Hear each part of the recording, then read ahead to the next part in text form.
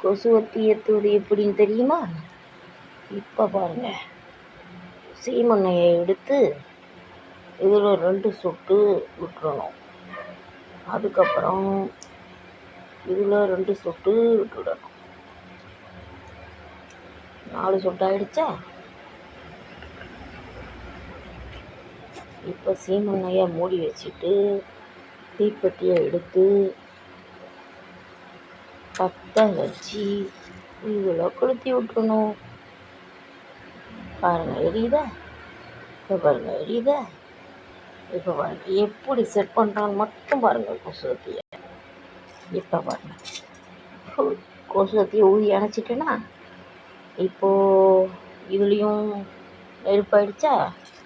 இப்போ பாருங்கள் இது 2 எடுத்து நடுவில் ஏற்கனவே இப்படி இந்த வாசப்படியில் கீழ் முறையில் சரி வச்சுருவேன்.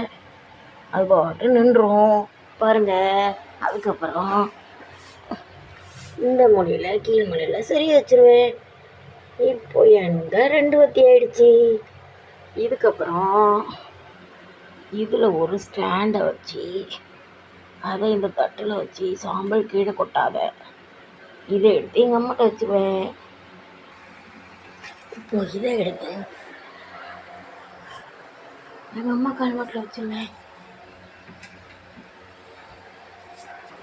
அப்புறம் இது இன்னொரு கொசுவத்தி, இதை எடுத்து என்னுடைய கால்மாட்டில் கட்டில் கட்டி வச்சுருவேன். 4 வருஷமாக கொசுவத்தி இருந்தால் எப்படி கொசு கடிக்கும்? இந்த கொசுவத்தி நைட்டு 2 மணிக்கு திரும்பி ஏற்றுவேன்.